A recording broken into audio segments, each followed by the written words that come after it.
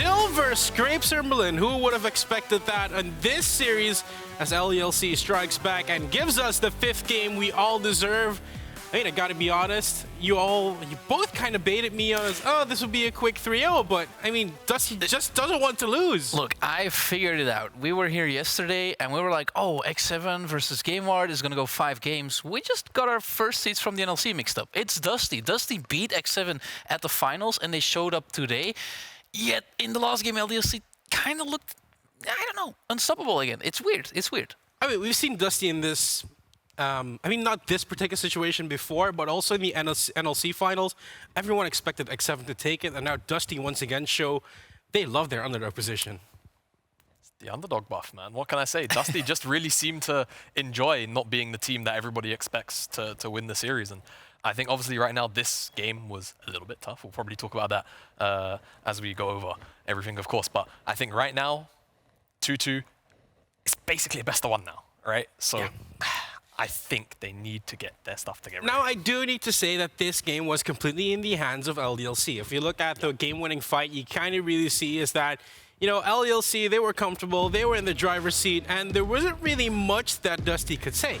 No, it was a plan around the Sivir in the bot lane. This is something I wanted to see LDLC fixed, and they fixed it in a pretty impressive way. In the 2v2, they got all the summoners, and then they basically got Twitch ahead, and it just spiraled out of control in all the next fights. You see that Exakick sometimes is the target they're trying to engage on.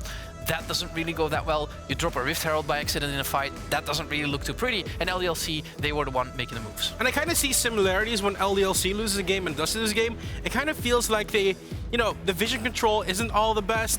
The respect isn't all there, because I feel like the depth in bot lane, and necessarily, specifically I need to say, Jamada, that's where I had the idea of like, okay, yeah, you're a bit, you know, you want it too bad. Yeah, it's kind of strange when you think about it in the grand picture, like you say, right? The teams at the moment that are, I suppose, not playing at their limit almost, it feels like. The teams that are a little more afraid just kind of lose out on the play. And I think this game actually was maybe the only game where I could say both of these teams were willing to just kind of throw hands. And unfortunately for the Dusty side, LDLC were just executing at a slightly higher level, and obviously Eika as well. I think huge step up from him in this game in some of the team fights, because man, the Ahri performance was absolutely nasty. Do you think this pressure is gonna, you know, put some weight on the shoulders of both these teams, Dinah? I gotta be honest. Normally I would say, okay, all the weight is on LDLC because they were the favorite coming in. They shouldn't really drop this game, right? That's the expectation going in. They shouldn't really go to 2-2 either. But then again, I think Dusty might now start to feel some pressure as well, because they're just 1 game away, 2 games now, but 1 game away from beating LDLC. And they didn't probably expect to really be in that position. They were hoping for it. They were probably believing in their own strengths, but now it's a reality. And I think this 5th game is going to be a little bit of a coin toss between which of the 2 teams actually has the stronger mental, because remember, LDLC also lost the best of 5 in their own region, so it's definitely possible. While for Dusty, they've shown mental resilience against X7, but they need to do it again in a way that's a bit harder, I think, when you're a 2-2 situation. I want to have a look at the post-game breakdown, because if we look at that PGB, in their win in the 2nd game, you saw a graph that went, you know, all the way up. Now it's kind of, you know, it's kind of even up until that, I would say, 15-minute mark. Again, that 2nd Herald being an important point in the game. But then LDLC just manages to take over. I think the big part here for LDLC is that even though they gave some things away in the draft, they went to the red side, which is something that happens. They knew that if they give Exakick the resources on the Twitch, he will be able to carry harder than across the Rift than DenVoksne would on the Sivir. And that's the big difference maker, that along with Eika actually outplaying some fights. And what I want to zoom in on, Yike on a champion that can serve the team instead of needing only to set up the fights. I mean, he is one of the main characters for this team. We've been building him up the entire day, and what you said, we noticed that when he gets a champion where he can carry on the Viego and the Wukong in this case, you know, it seems to work for them the best. And Jamada standing by at the telestrator to look at that triple kill in the bot lane at 14 minutes. Hey guys, I'm here battling my arch nemesis, the telestrator, yet again. Yeah, want to talk about the Baron fight. I'm pretty sure it's the Baron fight. Yeah, it's my telestrator, Colin. You can't. Anyway. So, Dusty have started this one up with the intention, more or less, of trying to actually draw out Ragnar's teleport. If they can get his TP out of this play, then they can start to try and actually maybe play side lanes here with Kerberos on the Jax, and they do just that. As soon as that teleport comes down, what you're going to see is, not LDLC rather, Dusty immediately just, they beeline. They want out. They do not want to actually commit to this Baron because they know the team fights haven't been going their way, and if they try and commit to a 5v5 after just starting out the Baron like this, chances are they probably just get wiped by an engage from the Ornn, and of course Twitch opening up. But what I really want to highlight actually is Braum, because DOS right here, he doesn't give a rat's. He's like, no, you started the Baron, it's time to start a fight, and he just chases them down relentlessly. And then of course this man on your screen down here, Eika, the next big player here for LDLC, hits the charm on to DenVoksne, and at this point now, not only are Dusty split apart, but their carries are also not in a position to actually deal any damage at all, and LDLC fully primed and ready to go, pretty much just send everything on the front line. Yes, Backlund ends up diving back and actually landing a lot of damage onto Eika, but fortunately, Triumph proc, I believe, plus the passive heals him up, and LDLC effectively just kind of split the fight apart off of two sort of fronts, right? Eika being able to find that flank, but also DOS saying, hey guys, you're not getting away with just starting up this free Baron. And this is an opportunity, realistically, for Dusty to potentially bring something back on a sort of global scale, rather. If they get that teleport out of Ragnar and they're able to actually start to play the map with side lanes, then maybe they had an opportunity. But right then and there, DOS in particular stepped up huge, and Eika was also able to find an amazing flank.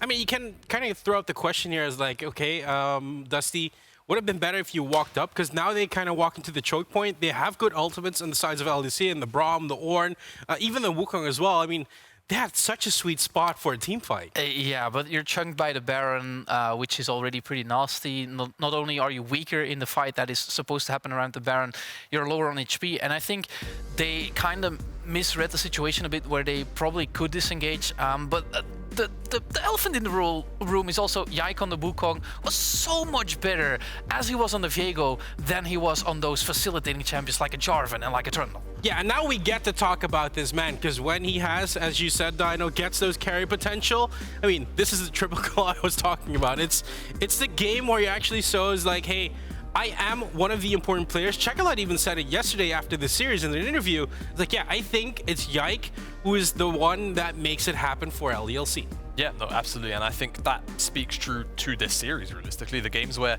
Yike has stepped up and actually had an opportunity to play his game, LDLC just look better as a unit. And I think the two games that they've lost, realistically, it was because he was either set behind 1v1 or Lyncas was just putting on an absolute clinic. And I think right now, LDLC moving towards this game 5 might have to actually play a little more to give him, or to continue to give him this success, because right now that seems to be the trend for them.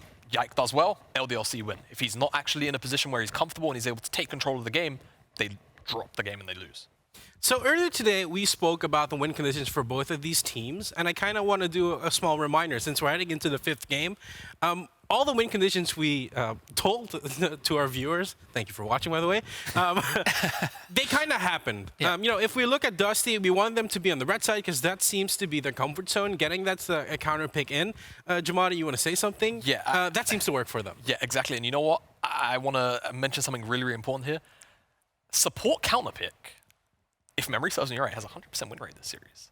The support that's picked either the latest in the draft or has actually seen more of the draft has just had a much more comfortable time. Specifically, obviously, Stend has had the big standout performances. So I think now that Dusty are back on red side, I am hoping that they have noticed this trend, that Stend just seems to be a lot more free when he actually has the opportunity to pick up these playmakers when he sees the rest of the comp. And also Backlund again.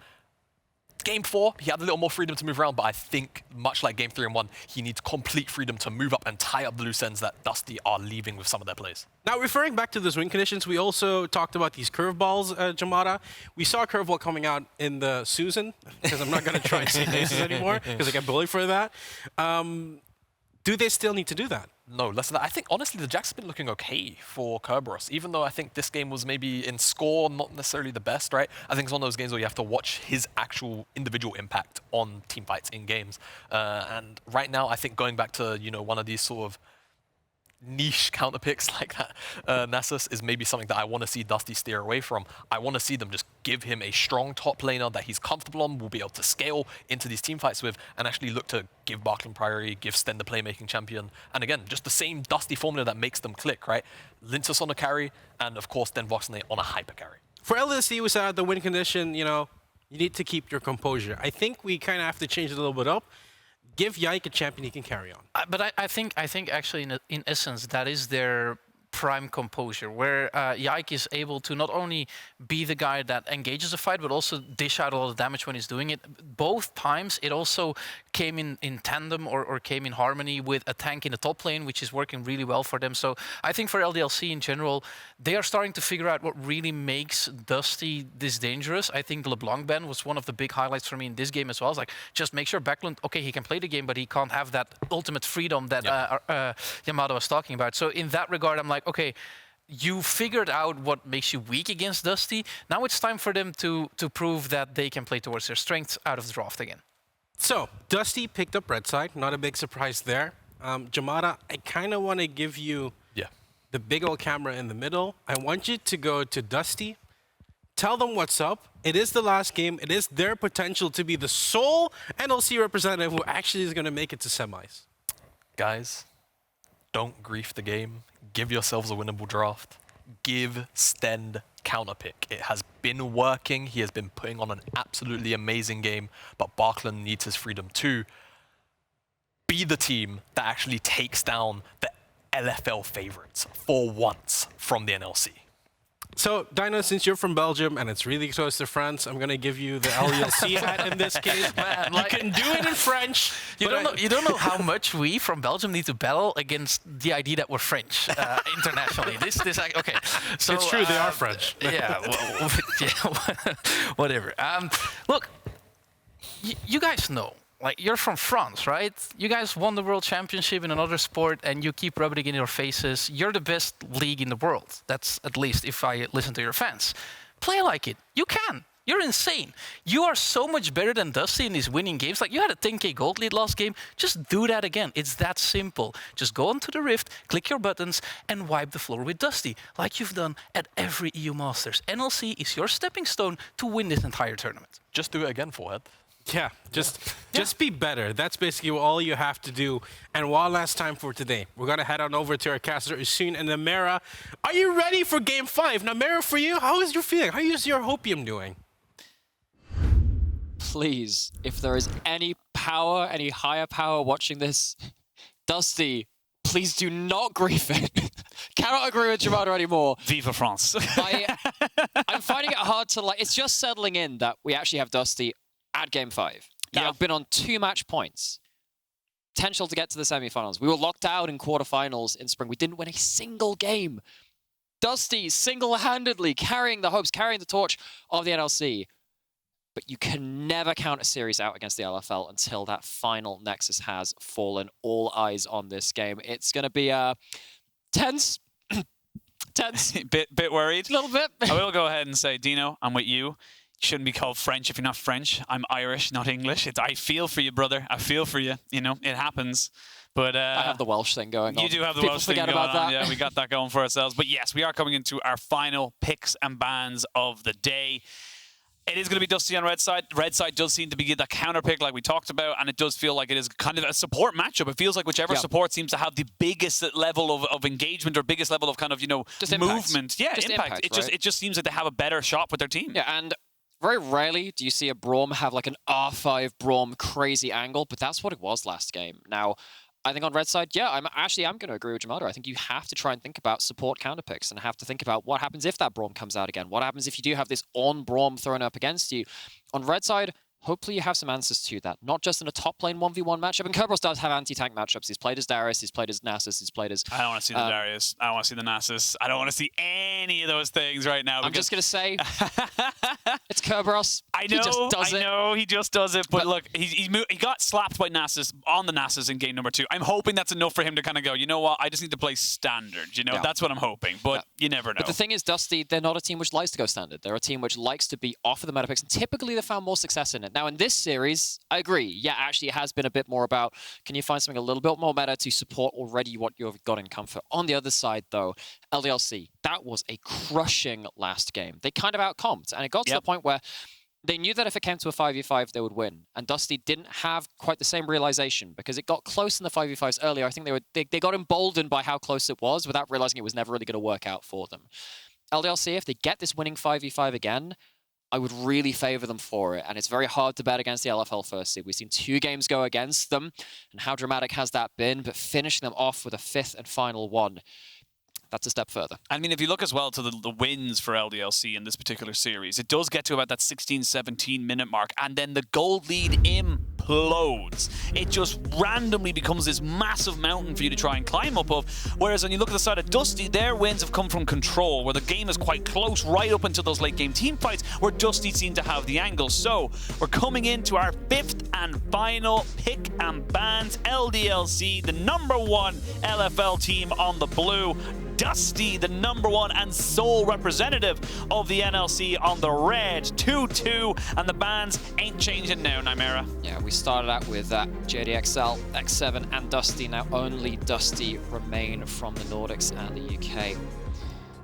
One last shot at the crown holders from the LFL. Bans following what we've known. There's no Wukong going to be banned away, no Sejuani going to be banned away. Yike picking up the Monkey General in the jungle. What are your picks going to be? A lot of other power picks up there. And Backlund picking up the Ahri for the first time this series. And actually one of the big factors in the last game is that Backlund couldn't have the impact which he wanted to. DenVoksne on the other side going back to very much comfort for this series, comfort for this tournament. It is going to be the Sivir. But now Eika has to have a choice of something a little bit different in that mid lane. Not going to have necessarily the easy priority. Of course, we saw that Backlund played the Vex into the Ahri. Normally you expect stuff like the LeBlanc, which is already banned, the Silas, a number of other picks which can do well into that matchup for various parts of the game. Not focusing on mid lane just yet. Ornn being hovered, Ornn being locked. Team fight impact once again from LDLC, and they have even more zone control.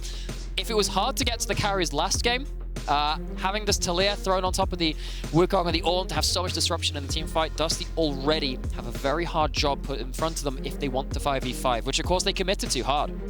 Well, looks like Dusty may have another trick up their sleeve. They're hovering through a couple of different options before they do. Troubling the Katarina. Yeah, Troubling, the Katarina in there, but don't do it. Oh, my lord. Okay, so Kerberos taking in the Game 5 Darius. I'm not going to get salty about it until if it starts losing, and then I'll figure out if I want to be salty about it. Well, it is an anti-tank pick. You know you're into that tank topside pick, and you have a matchup in the R which can impact that topside. Both these mid laners are now probably just keeping an eye out towards that top and then going, what's happening up there, lads?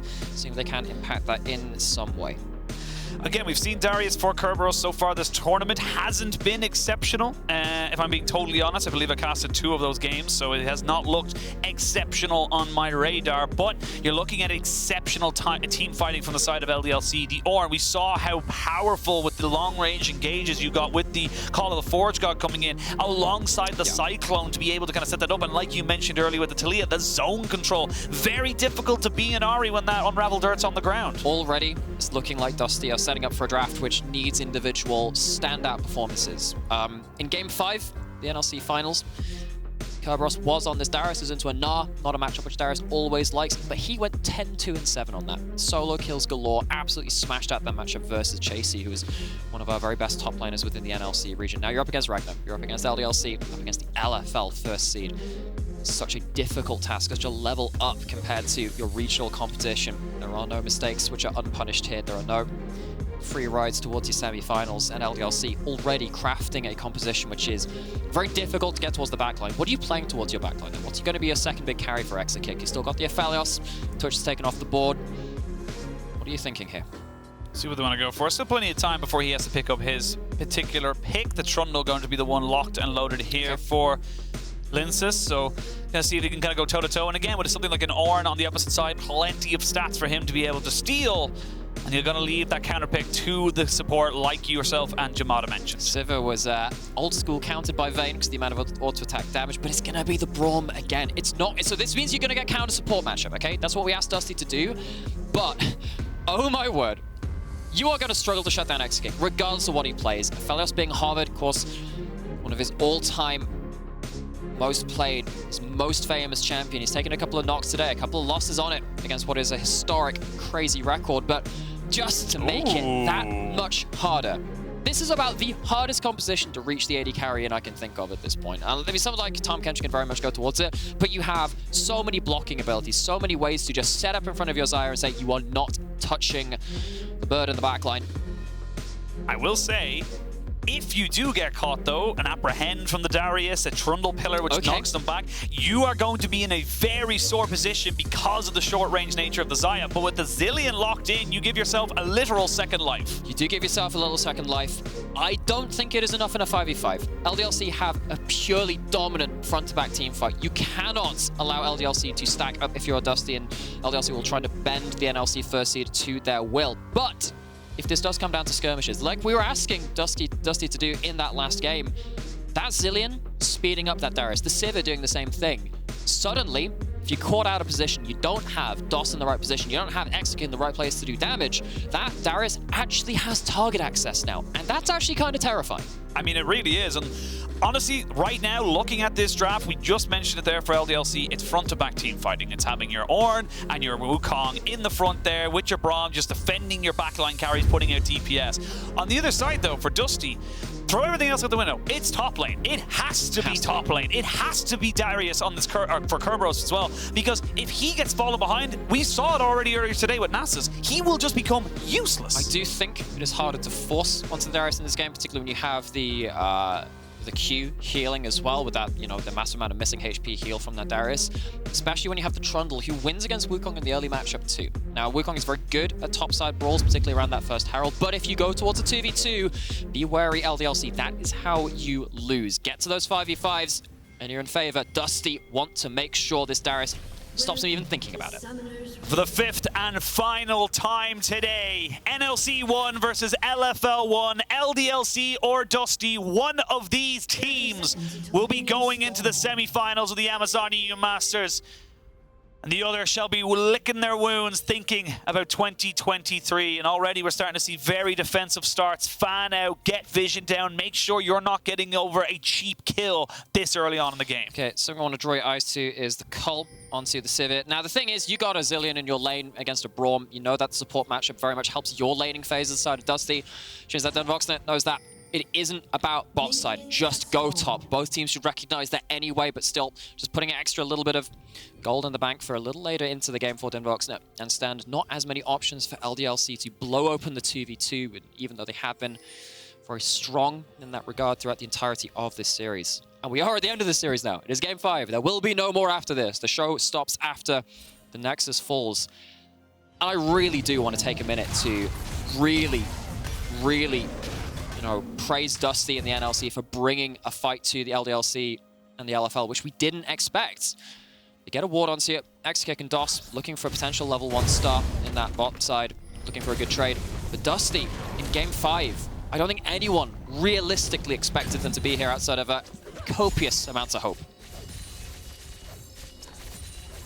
We'll see what they can do. This is it. You got to make it work for yourselves now. It's either got to be here or it's not going to be till next year. And that's just how it really ends up going right now. As much as best of fives are fantastic, they are brutal as well.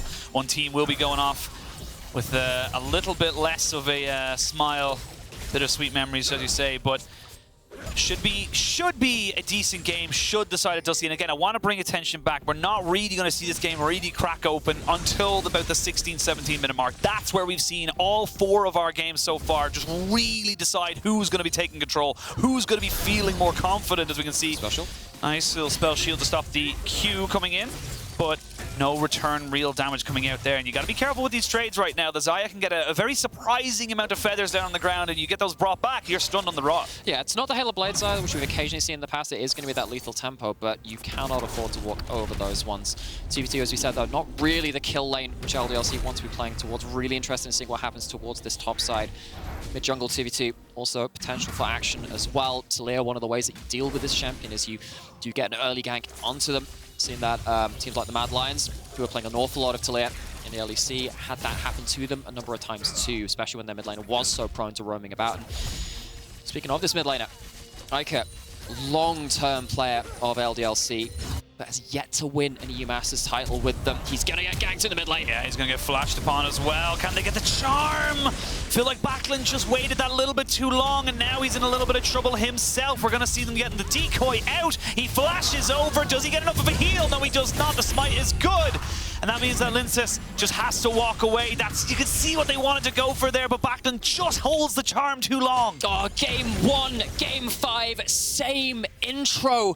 And this time it even goes a little bit different, a little worse for Dusty. Back in game 1, it was the mid jungle, first blood, but then an overstep. This time it's just a little bit of hesitation. You're right in saying that. The slow comes down onto Eika, gets into the wave. I think Backlund actually leveled up the Q twice, didn't have the charm, and doesn't calculate the damage, doesn't have an ignite, has the teleport in there. And then Yike comes in to clean up. We knew that LDLC throughout the entirety of this year actually did very good at shielding mid. And it's DOS and it's Yike that turn up mid in this all-important game 5 to decide these two teams' fates.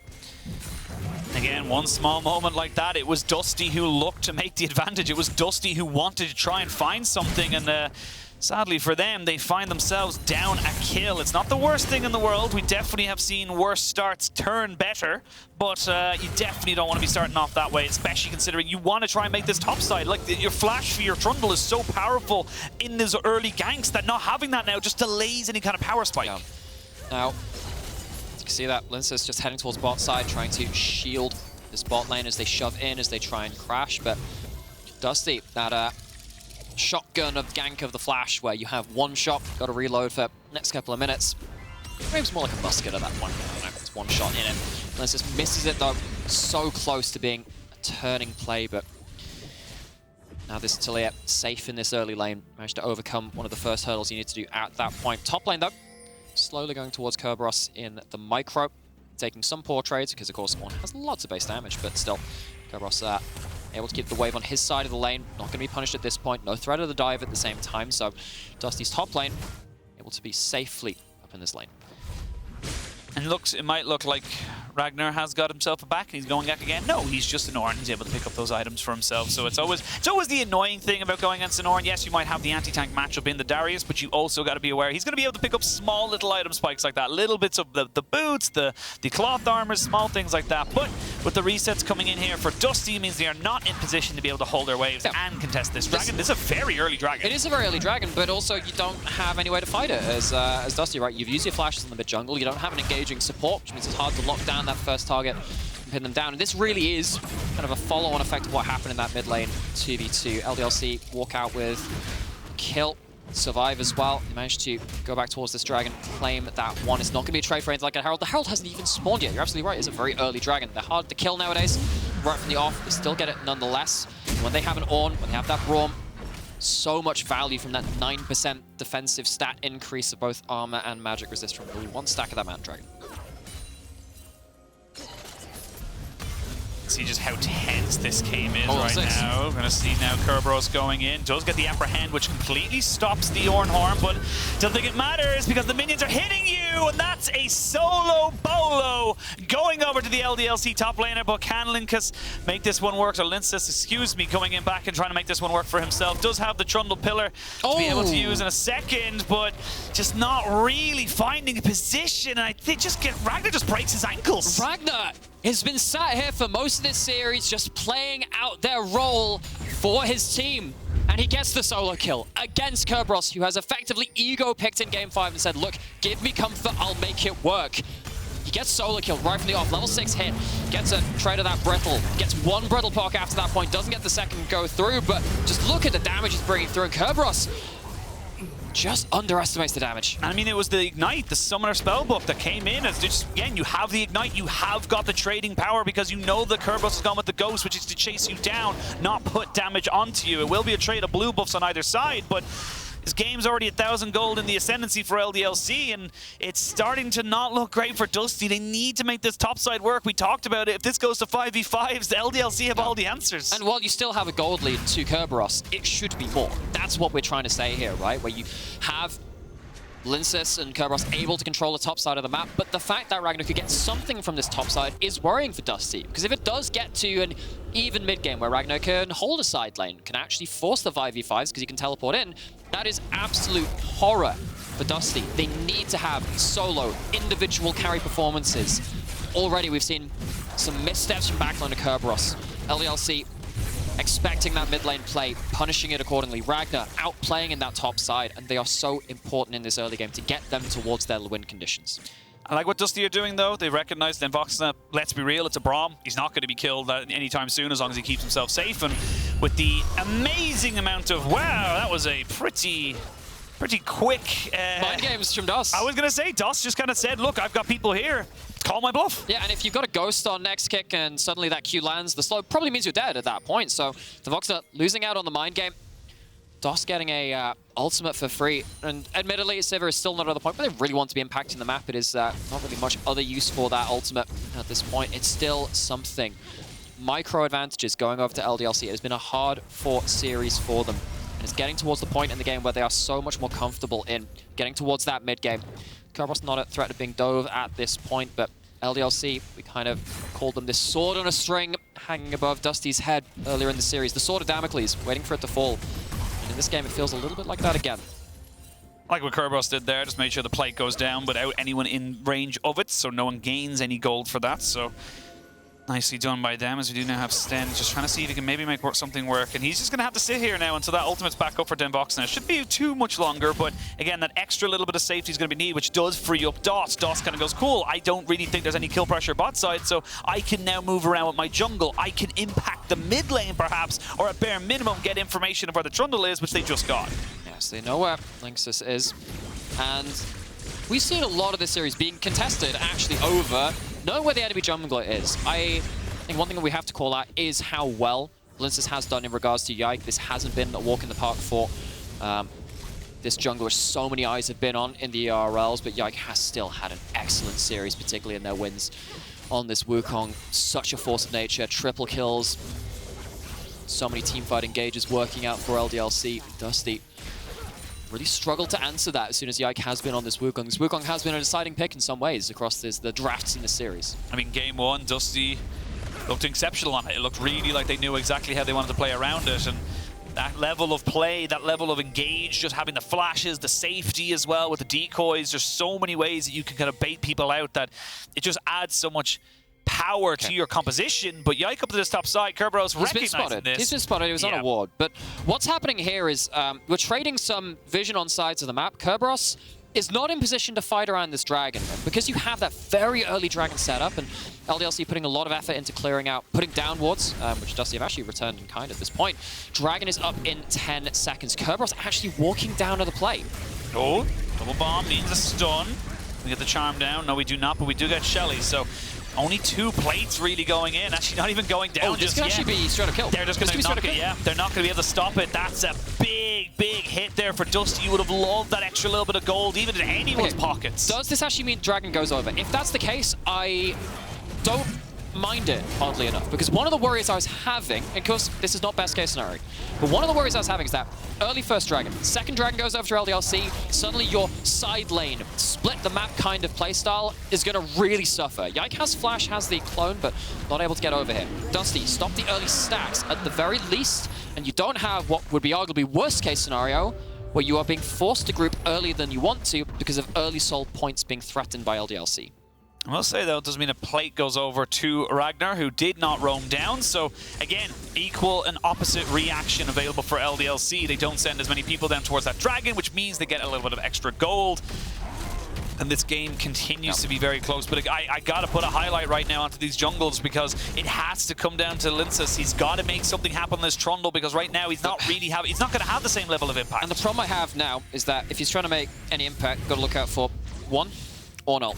2, Taliyah ult. Very, very difficult to deal with. And of course, you've got to watch out for DOS roaming about the map as well. So you've got multiple people that can turn up to a play and absolutely shift things in LDLC's favor.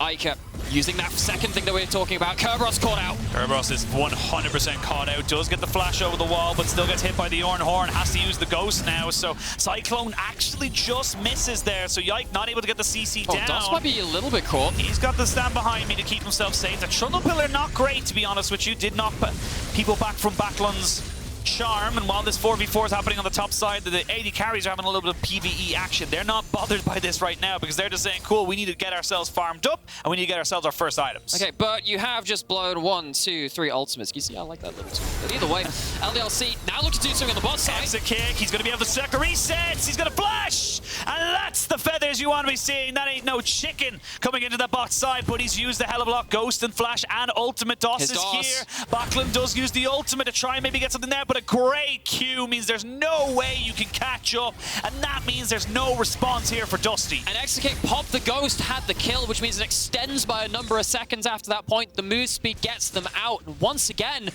Dusty, they look for a play to try and clean something up, look for an aggressive play, and they just kind of miscalculate. Exakick cannot sing this guy's praises enough. Has had a bit of a difficult series, actually, particularly when he's been struggling on one of his most important picks of that Aphelios in the 1v1 under turret in the deciding game, solo kill under turret.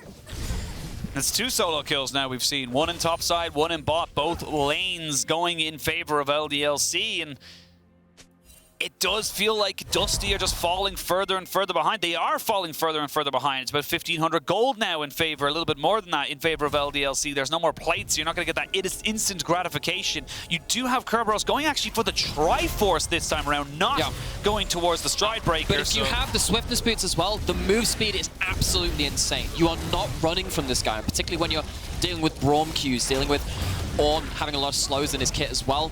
Lots of value to both of those items in being able to have the sticking power to run people down. Dusty, they get themselves the second Herald. This is now an incredibly important thing to track. They need to open up mid lane if at all possible. They need to open up the map. DenVoksne! He's going to have the Zilean ultimate to keep himself there. It's only got a couple more seconds on it. They wanted to try and see if they could delay it out, but not quite there. But now you don't have a Sivir, which means you don't have a defense. That's going to be another tower. And not quite just yet, though. Kerberos here is still a very scary prospect, and they still back themselves away. But this is the timing I was talking about. This is the 15 to 20-minute mark where LDLC and their wins have just come alive. You need to hold here, Dusty. You need to stop the bleeding. Otherwise, there's no hope. Yeah, and they can't be just randomly buying into fights as well. That's what's happened to them in Game 4. One of the reasons that they got to this point. They had some moments in Game 4 where things looked good for them. Bought into a lot of 5v5s they had no business in being around. Fell behind at that point, but LDLC so good at putting themselves in the right position, forcing Dusty's hand. Yike looking for cheeky steal, and he gets it.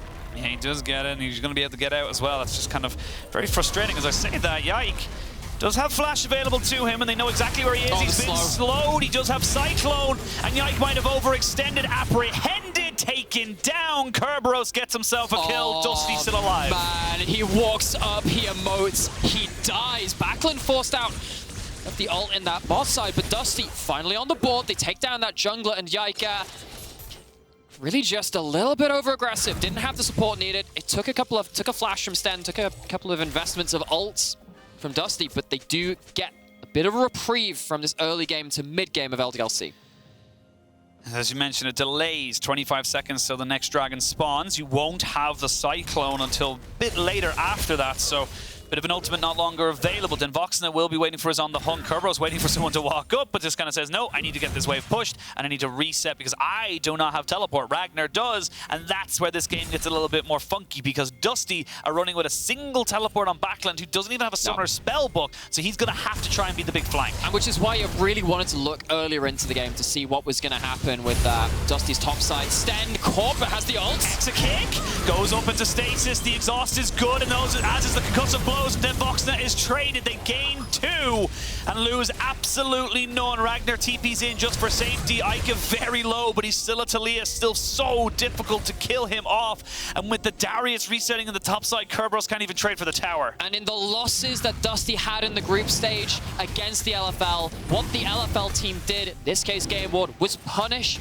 Dusty's bot lane in that mid lane trying to wave clear. Happens again in the most important game of their season, Game 5 against LDLC, and Exakick sat down 2-0 and 1. DenVoksne sadly not at the same, minus 2,000 to 3,000 gold in the return.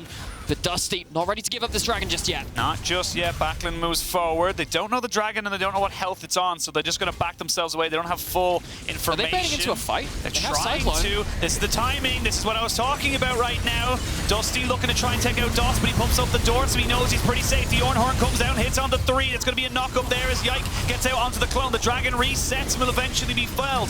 They are going to take that one over for themselves, so LDLC will get that. Kerberos, who's very low, just going to herald in the Herald into that mid lane push. But Dusty is still trying for some reason to go towards the 5v5s. This one just about works out. They've managed to get that Herald into the mid lane, take down the mid outer turret. That is something for them. But again, it is so treacherous getting past the terrain and the front line which LDLC have. Dusty almost lucky to get away without losing more kills in that scenario. Again, a bit of goal back into the mid lane and a second charge, so that mid lane tier 2 is very, very low. But LDLC maybe sat on the laurels a little bit. Yike didn't have smite, and you could tell that they were very nervous about that dragon fight. They didn't want to fully commit to it. Dusty do push them back. They still lose the dragon, but it's 2-1 in that regards anyway. 2,000 gold lead now for LDLC, just a little bit underneath it. So we look to see where both these sides want to try and focus in. Looks like Exakick, with those late resets from Dusty, is going to be able to pick up that mid lane in response. And Exakick has items and has levels. Look at that, level 12, DenVoksne level 10, really shut out. We talked about how Dusty had struggled a little bit in terms of how their bot lane does when it shifted around the map. They were punished versus Game Ward in the group stage when they had their 2v2 trying to wave clear in mid. And in this game, LDLC done very, very similar.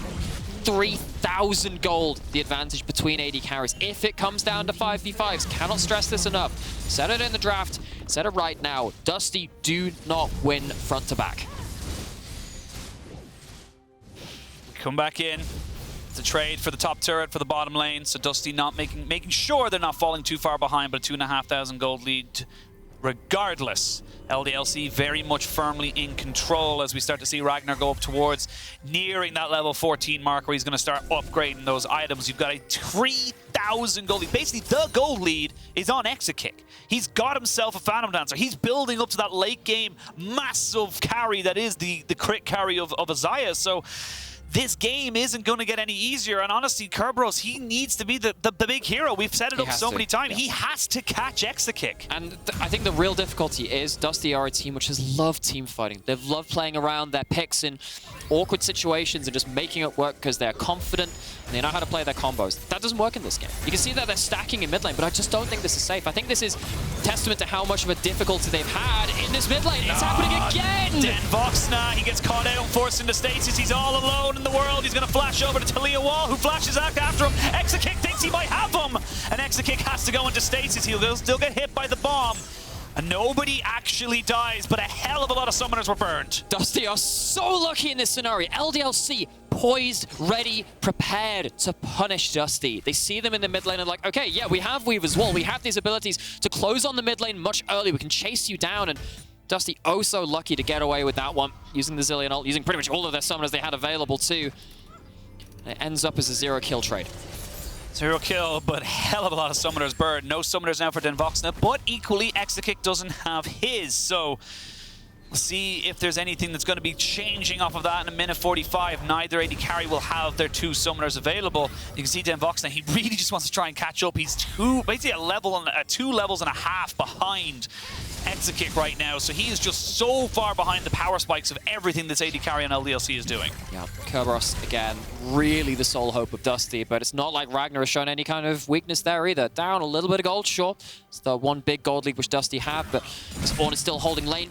His Ornn is still being relevant when it comes to the team fights, and it's not like Kerberos has become a win condition yet. He's just a burgeoning threat, one that's not really grown into fruition at this time. And Dusty, I don't know much how longer they can wait. At least Dusty took that one dragon. Talked about that earlier. It means that LDLC are not on soul point right now. Otherwise, it would have been a very difficult situation in a minute's time. I think Dusty probably have to give up that dragon. Maybe they can look for a pick around the side of the fight, but I just cannot see them winging a 5v5 situation. It's got a sting for them, because that's been where they've typically found a lot of their advantages as a team.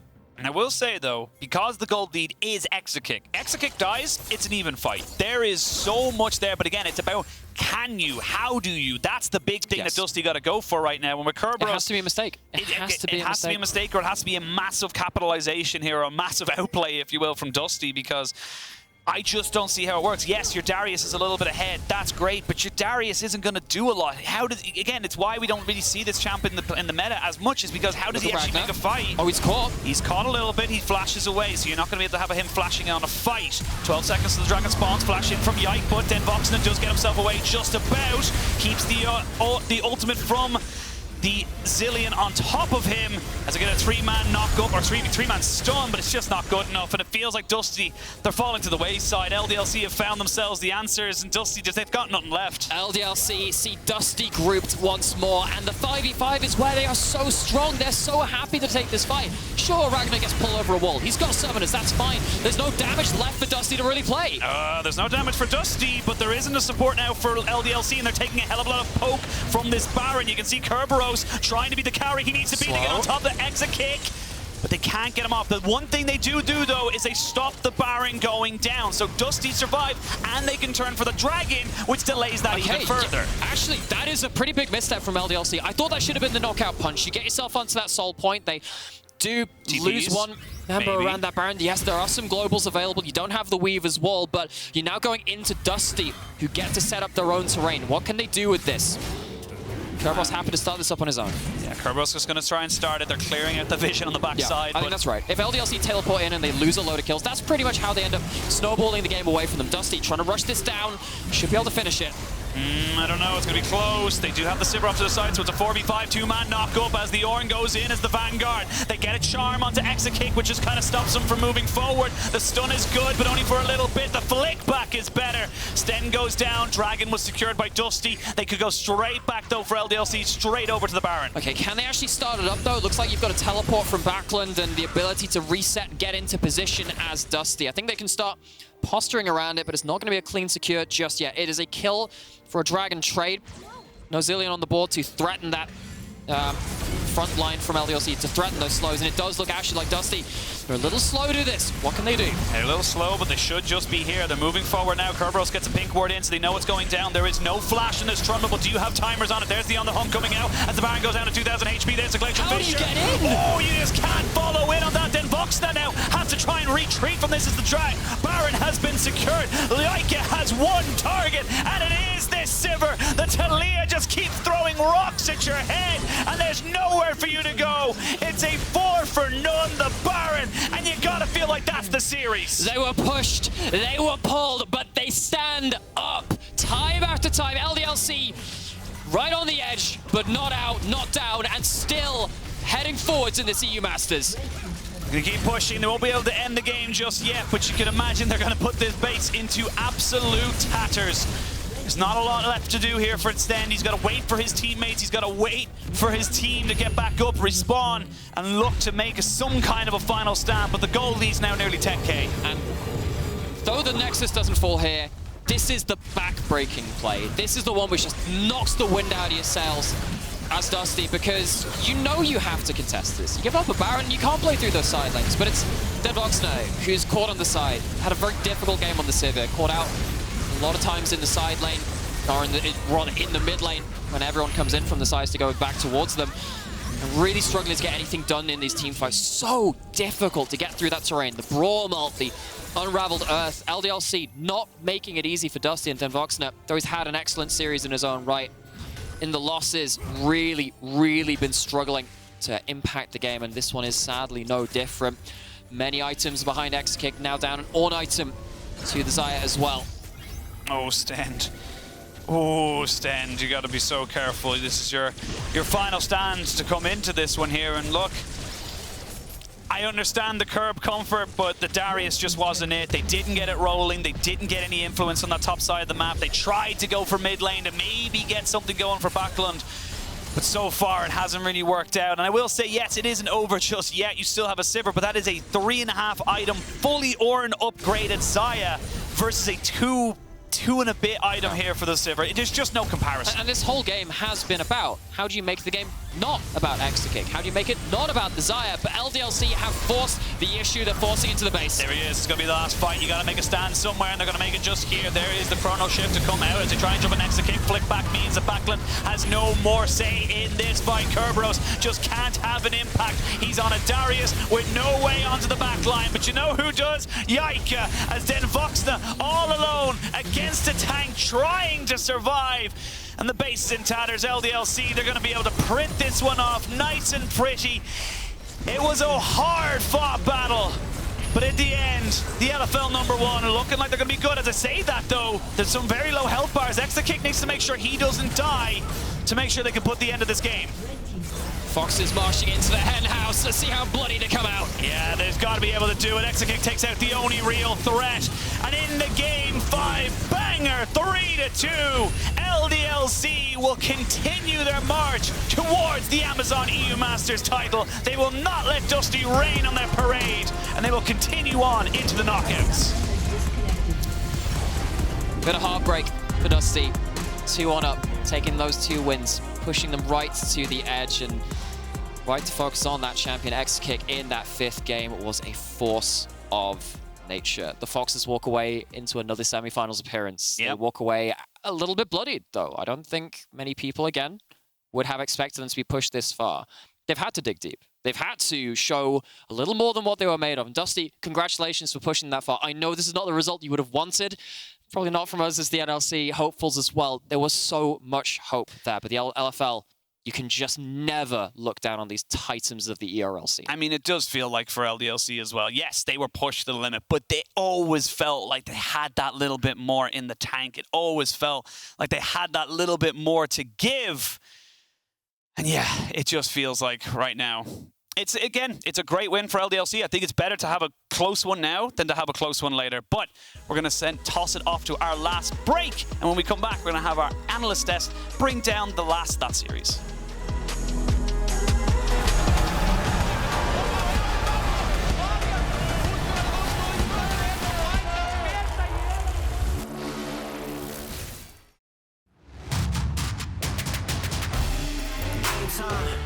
We on a conquest, came a long way. Look at the progress. I see no competition. It ain't no contest. You ain't in discussion, not even a prospect. Yeah, you better go and get to meditating. Yeah, we coming for you, no hesitation. Might as well call the league up. Tell them put the trophy on reservation. Been going up, that's elevation. No holding back, no preservation. Treat off season like postseason. No days off, this dedication. Game time. Don't expect us to play nice. We got plans to take every record home. One thing you should know is how to. Yeah, you better go and start meditating. Yeah, we coming for you, no hesitation. Look. Yeah, no holding back, no preservation, no off days, this dedication. Time. Get out the way, we coming through. Check the hang time. Been on top, ain't nothing new. A lot of talk, whole lot of noise, but ain't cutting through. Word on roll, you got a couple L's, you'll have another soon, don't sweat. Whole lot of sacrifice, no regrets. Whole lot of dubs, but ain't done yet. Say you the one, but ain't one yet. Running the game, ain't take one step. Hold up. Yeah, all emotions aside. There's nowhere to run, there's nowhere to hide. How you gon' play when the game on the line? Game time. Don't expect us to play nice. We got plans to take every record home. One thing you should know is how to. Yeah, you better go and start meditating. Yeah, we coming for you, no hesitation. Look.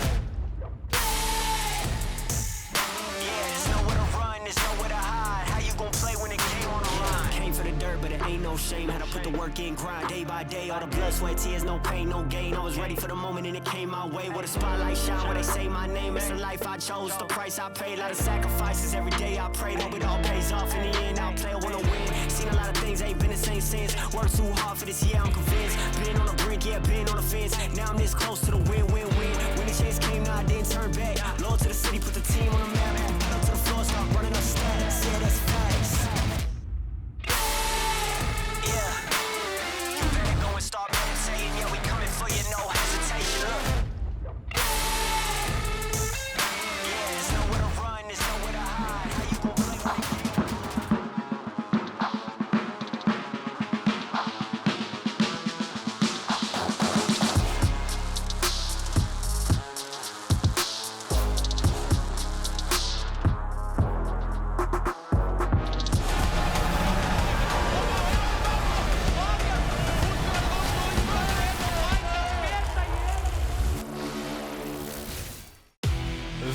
of France, welcome to our post show at the Amazon European Masters. I mean, let's be honest, it's been a wild ride, 5 games in total, but in the end, it's LDLC who are victorious and advance to the semifinals. But yeah, I'm gonna be honest, and I'm gonna give it to you, in this case, Jamada. Dusty put up a fight. Yeah, honestly, I think the expectations between both the NLC matchups in these knockouts were effectively, in the end, by results, flipped. I think people were expecting a 5-game series yesterday. Today was the game where we were expecting a 3-round Dusty, man. I mean, your hearts really have to go out to them, right? I think everybody had them counted out, even myself included. I'll hold my hands up and say that right now. But I think they really came in and played with practically no fear throughout the entire series. And I think, realistically, they should hold their heads high, despite bowing out now in quarters. I think they gave a much better performance than X7 ended up doing in their own matchup. So honestly, whilst you might be going out now, Dusty, very happy to have at least seen you guys go out kicking and screaming until basically LDLC made it across the finish line. Daniel, as we look into that last fight, do you think LDLC is still the favorite for the tournament? I mean, you threw me up there and said I was basically the French representative today. And you're Belgian. Because I'm from Belgium. I think for LDLC, we expected this to be a stepping stone, but not in a way where they needed to figure out what they actually could bring to the table and how they could play the game. I think we saw some interesting adaptations with Xayah at the end, really focusing on that strong bot lane that they have and really playing towards it with Taliyah as well. The only thing I have to say for all the French viewers is, pour l'NLC, tout ce qui reste, c'est juste le seum, which is something that only French people understand. So. Yep. I too like a good croissant from the. Yeah, I mean, I gotta say, a stepping stone on the end of Dusty. I think it was just an entire Mount Everest. I think LDLC has been, you know, backs against the wall. I think they were literally backs against the wall, and that they just pulled up things that they were like, yeah, this could work. And I think the Xayah in particular, even though we weren't all too big fans of it, we were a bit questioning it. Like, why would you pick it up? But I guess it's just one of those picks where, to Exakick, it's like, this looks like a Xayah. I mean, he found solo kills. Yeah, he found solo kills, right? And I think, realistically, 1-to-1 with the Sivir, I think people underestimate Xayah's hyper carry ability. I think they've forgotten the days of old. We've seen, like, you know, lethality Xayah come and go as well. It's definitely a champion that is very capable of doing things like what we just saw. And I think, realistically, the team composition from Dusty, pretty short-ranged, not a lot of engage. The engage tools can be dodged away from the ultimate. Honestly, I think it just made a whole bunch of sense. And to Exakick, clearly, he's still more than comfortable on it, even though he might not show it too frequently these days. Now let's get to our interview with the winning top laner. I'm gonna welcome Ragner. Ragner, how did you enjoy this Hello, series? I mean, it was really rough. I didn't think we are gonna go like 5-game, to be honest. We were kind of expecting 3-0, not gonna lie. But of course, we are not underestimating them. It was just, that's what I'm saying. They played really good that 2 games, and I think in this series, all about like what you want in draft. And we win 3 games, of course, like winning we want in the draft. So we basically kind of stomped them in that 3 games. But the other 2 games, we could do more and different stuffs, but we kind of intent. And it's not the draft we want, kind of, I believe. And they were also trading ADC Sivir and being annoying for Exakick in team fights. And also, like, it's so hard to play against Sivir if you have, especially first game. I was kind of useless after that 25 minutes. I was getting one shot by Sivir. I was happy that I get J, then poof, my J is gone already. Just one shot me. I was like, okay, this game is over. Go next. Yeah, because talk me through, because you kind of talk about the series, but talk me through how you felt going through that series, because I kind of feel like there's a bit of adrenaline maybe, or maybe the rush. I mean, I felt like you really had to work for it. How was it for you? Because that first game felt rough in the Renington. Yeah, I mean, for me, the first game, I was thinking the Gorge Drinker build should be better instead of Blade and the Mythic item. And I think it wasn't good. I think the Renington pick is also was int, I think, but they had like full melee comps. I was thinking it should be fine, but after that series, if I pick Xayah on Ornn, he doesn't have a champ pool. Like, he picked Nasus, I don't know why. Yeah, I mean, we know if we pick these champs, we should kill him, because like if we gank him, he's gonna die. We are gonna get plays, everything, and we kind of know if we farm this guy legit in the game, we should win. What was the general feeling within the team? Because I think people were surprised that they actually, you lost against a team that is not favored to win the series. Yeah, I mean, it was kind of bad, not gonna lie, because we were kind of like shaky. Oh, guys, we can't lose. We have to win EUM instead of losing here. Like, it's so bad. I was giving everyone hug to, guys, let's go. We should win this. We can't lose here. And the hug buff legit work, I guess. Then we won 2 games after that lose. Dude, all I hear is Ragner hugs, man. They're broken. Yeah, I mean, hug buff. Hug buff. I kind of want to ask, in the 2 games that you dropped in particular, whilst it might be a little bit difficult to talk about, what exactly was the difference, maybe from either a gameplay perspective or even maybe a draft perspective, to you that sort of made Dusty a very tough opponent in those 2 games in particular? Because I feel like, especially in the first 3 or 4 games, on the desk here, we were talking a lot about the draft and how it was evolving and constantly changing. From your perspective, what were the things that actually gave you the most trouble from Dusty's perspective? The LeBlanc, for sure, because Backlund is really good LeBlanc, I think, and it's really hard to pick counter pick, and even jungle picks, like we can't gank mid, we can't kill him, and they're taking all the vision around him, and he basically can do whatever he wants. And it was rough. The 3rd game, I think we lost because we didn't ban LeBlanc this time, and it worked for them. We kind of win the 2nd game because I don't remember. Yeah, we had Sion, because if I play Sion into LeBlanc can't play the game. Also, they had Nasus top. I know I'm gonna like legit scale as a Sion, and I will carry the game as a Sion. So basically, after that draft, 2nd game, I know we are gonna win. But the 3rd game, it's also all about draft. Also, we couldn't do shit to them. We can't engage. We can't kill them. Like Sivir gonna one shot us. Jack scale as well. Like after 3 item, we can't. Like it was over after that game.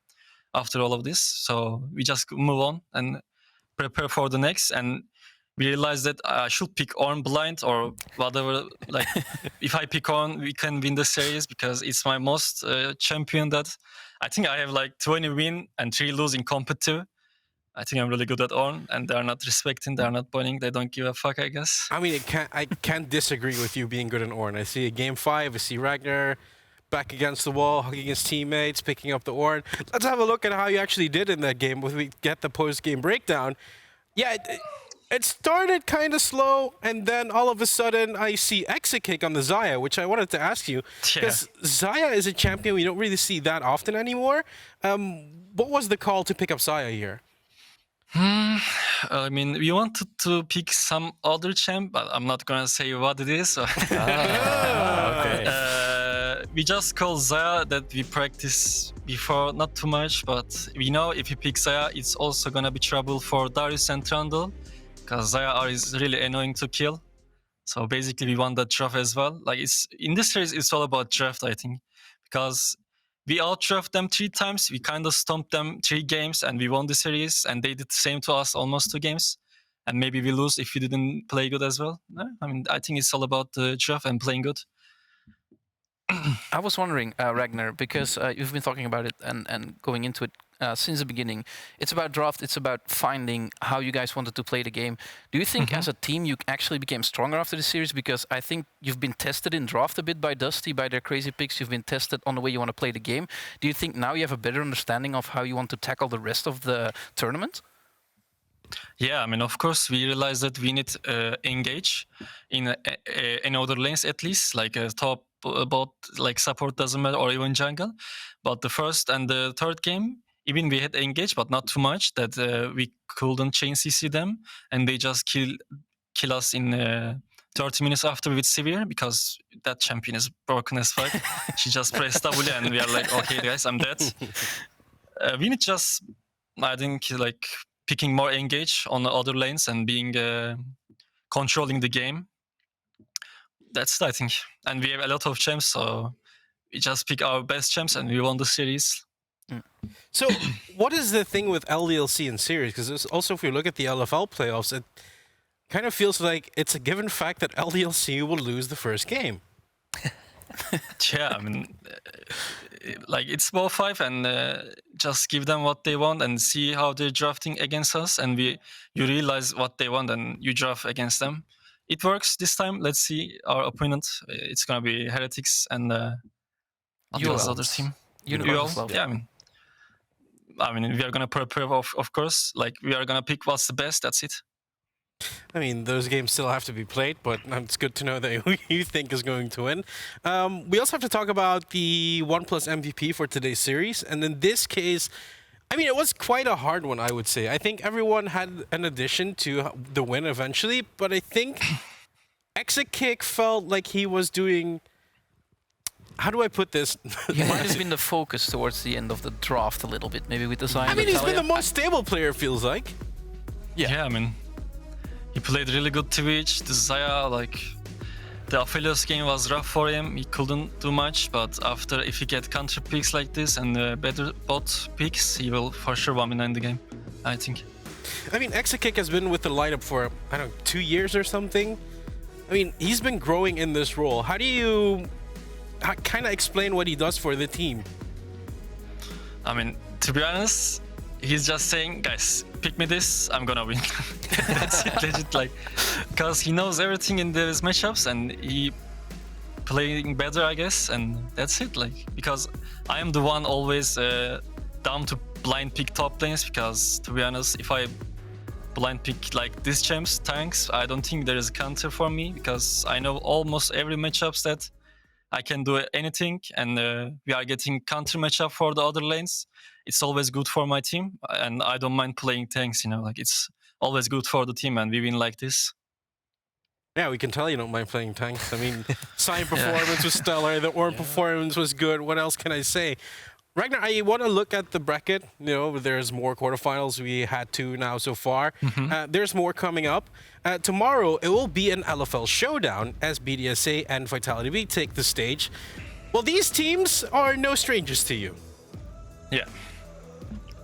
How do you feel about these teams? Starting with BDSA, it kind of feels like it kind of revolves around Adam again. I mean, they are really good team, both of them, for sure. And I mean, I don't know what to say. You want me to say the winner, or like who's gonna win? No, let's wait like, for the winner, because BDS Academy has seemed like they were your kryptonite, at least in the first round of the playoffs. Yeah, I mean, actually, for me, it's kind of like not that hard to play against them, because I think their champion bull is also obvious that you can draft against them really easily, I think. But the Vitality B is kind of, I think, different. They have some unique picks than BDS Academy, I think. But it's going to be for sure banger series, because I think like Sisgen and Adam, they're really good top laners. And I want to see they're playing against each other. Yeah, let's see. Out of these 2 top laners, you talk about Sigenda, you talk about Adam. Who's the toughest opponent? Be honest. Adam, because he has like really different pool than the other top laners, because it's also like really annoying to play against him, because I'm seeing it really because too much, but he have Darius, Olaf, some unique champs that he can only play in this tournament. And he can be really annoying. He's also always moving on the map, like you don't even realize. He's just vanishing, then you forget to assess him, you know? Yeah. And he's getting kills like this. It's kind of annoying that, oh, fuck, man, I should do that. Like you talk about Adam and the guy just gets a breakdown. It's like his champion pool is so psychotic. Did you guys watch? Turning me crazy. Did you guys watch Kuroko Basket, the anime? I'm not sure if you guys did. There's one guy like blue hair. It's Adam, by the way. Legit, you just forget him. If he moves, and you realize, oh fuck, I forgot, my bad. Yeah. I mean, if it helps, we've seen Adam play in the LEC, and there were some games where he was actually at the losing matchup, to say the least. I mean, yeah, but we've seen him playing the ERLs as well. He doesn't really change, does he? And I can understand you, Ragnar, when you're like, as a top laner, normally there are some normal rotations you can do. There's stuff like, oh, we can go contest a Rift Herald. We can maybe set up Scuttle for our jungle. That's all within bounds. But like leaving your lane at level 3 to go gank bot lane is something that you normally don't see a lot, and that's something that Adam would do. Yeah, sometimes it doesn't work, though. On the other end, Sigenda, he's one of those players, you know, he doesn't really care about who he's playing up until the finals, I kind of feel like. And he just wants to win all the time. I mean, everyone wants to win all the time. What's the difference between Sigenda and Adam? I mean, I talk about Adam about like Olaf and Darius, but Sisjanda had like insane GP.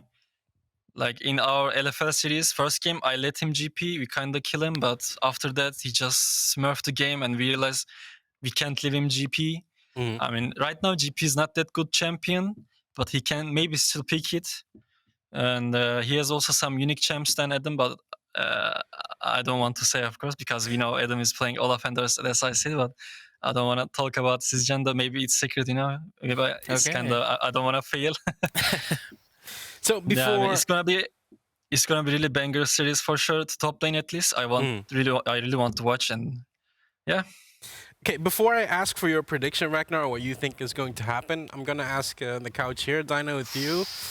I mean, it's going to be an LFL showcase. These teams have not played each other in the LFL playoffs. Yeah. So we have no information on that. Yeah, the biggest issue there is that LDLC was in the way because they went 3-2 against VitalTB and then they 3-1 BDS Academy again.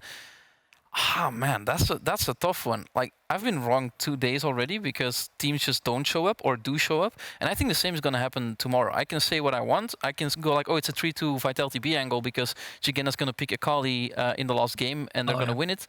But at the same time, if BDS show up, it might be a quick 3-0. Like, I'll give it to VitalTB because I like their crazy psycho explosive first 50-minute playstyle, but BDS Academy with Sheo in the jungle, they can handle it probably. I mean, with their playstyle with Skeens, they can look to shut down Adam early on. Yeah, they definitely could. I don't know how I see this series just yet. What I can expect is, one, it's going to be a bloodbath. It's basically a gladiator battle between the two teams. And I think it probably goes 5 games. Not in the, X7 and Game Ward's going to go 5 games. This should actually go 5 games, in my opinion. I quite like how BDSA played, though. I think we had, who was it? I think it was either Eika or Crowny on an interview during groups, and he effectively said, we draw a lot from the LPL. And as you know, I'm a bit of an LPL shill now, this split. So I'm very happy to just be like, yeah, I think BDSA might have the edge here, but I at the very least will expect it to go to 5 games. I don't want to call a clear winner because I feel like this series is probably going to be too tough to call. I mean, you've been wrong about the 3-0 today as well, so I get why you don't want to say it. Yeah. Ragnar, these two teams, you've played them, you see them play against each other in a best of 5. Do you think it's going to go to the full 5 games? I think for sure. Like, it's going to be 3-0 BDS or 3-2, like 5 games for sure. I think BDS has, how do you say, more, I don't know the word, to be honest. High ceiling, maybe. Yeah, I mean, if they're going to win like Stomp first game, they're going to keep it for sure. Right. But otherwise, it's going to be 5 game. We talk a lot about Adam when we talk about BDS, but I also want to touch upon the jungle matchup. I mean, I mentioned Skeens already, but Sheo has been playing so good as well. It's like that jungle matchup might be a very good one to keep your eye on as well. Yeah. I think, I don't know who you're talking to. I mean, any one of you. Yeah, at least, it's okay. I think at least to me, right, I think that BDSA really leverage like Adam's weird champion pool, really playing to win the 1v1, and then also Eika seems to be very happy to kind of play like a constantly moving to plays type style. I don't know how you feel, Ragnar, maybe because you know how BDSA play. Do you think that's kind of true? Do you feel like Sheo really does sort of lean on his strength of his solo lanes in particular? I mean, he's really good, I think, right now, and the meta is also fitting him because the Wukong, Vi, like these kind of champs, he's really good at it, and playing around the team, giving the players what they want is really good for him. And the other side skins also doing the same, but I think Sheo is like a bit good more, to be honest, as a team, of course, like BDS. Yeah, that's it, I think. Now, we talk about the series tomorrow, BDS against FLICKR once again. You don't want to miss it, if I have to believe Ragnar and the men here on the couch. There's also another knockout game on the day after that, which is going to be your direct opponent. It's Heretics versus Unicorns of Love Sexy Edition. Who do you think is going to be your opponent in the semis? Because I feel like it's been LFL versus Europe now, and you've been placed into the bracket where you play against Europe. I mean, I have no idea who's gonna win because I don't know how they play to each other. I'm not sure who's gonna win. I mean, it's so hard to know. I think I can't say anything about this because I don't know the teams too much. Do we have more of an idea on the couch here, Dyna, for example? It's a tough one because Unicorns of Love came in with the same question marks as before. Are they a bit too coin flippy from time to time? Ruby has been suffering from some inconsistencies in the mid lane, but they polished all that and they came out in their groups as a first seed against Vitality B in the group, which was pretty impressive. But on the other side, Heretics, they're an LVP team, they're the only one left, and you haven't really seen an LVP full-scale Prime League matchup yet. So it's really hard to gauge which of those first seeds is going to be the strongest. I would give it to Unicorns of Love. I think they just have a little bit more tempo going into the playoffs, going into these knockouts. But, I mean, again, it's the same like BDSA, Vitality B. Those two teams seem pretty closely matched, and it's either UOL running away 3-0 or we have a 5-game series. I mean, for Heretics, this is the last time they'll be in Amazon European Master before they enter the LEC. I mean, it would be a good thing for them, or it would be nice to win it all. Also, it's been a while since we've seen an LVP team actually succeed. Yeah, I mean, see, the bigger problem for me is even if they manage to make it over the hurdle of UOL, by the way, I think UOL are probably going to win the series 3-1, then they have to deal with the man behind us and the rest of his team. So I don't know whether or not, to me, Heretics have what, you know, at least in my opinion, I think Unicorns have. They seem to have a slightly stronger understanding of the meta. I think they are a little bit snappier to plays. They're a lot happier to just pull the trigger as long as they've drafted themselves very strong engage tools. And I feel like, to me, Heretics, they're a little more one-way tracked, whereas Unicorns are very happy to play through all three lanes, kind of like LDLC are. So I think they're a little more versatile. They seem to have a slightly stronger read on the meta to me. Does that mean that Heretics are just automatically going to lose because of that? No, because it's League of Legends. But I think, realistically, Unicorns have a slightly stronger chance at making the distance. I mean, I would love to see Jack Spectre take on Exakick, Ragnar.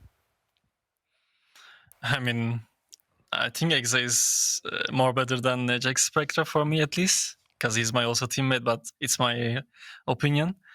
And as a team, I think we are better than Heretics. But of course, I'm not gonna jinx it or something. I'm just saying what I feel. Can you say that after today's series? Yeah. I don't want to say it and jinx it. I mean, we will see if they won, of course. Yeah, against you all. We will definitely see. Ragnar, I'm gonna thank you, and I'm gonna thank you as well here on the couch, because I mean, it's been a very close series today, and it doesn't get less tense tomorrow when two LFL rivals have to face each other, and you don't want to miss that series, and you have to tune in again, because I have to believe the man behind me is either going to be a 3-0 or going to go for the full 5 games. That's it for today. I think it's clear now that it only gets harder, and it only gets even better from here. And for the favorites, LDLC, you know, maybe they'll make it far, maybe they won't. Thank you to everyone, and a good night.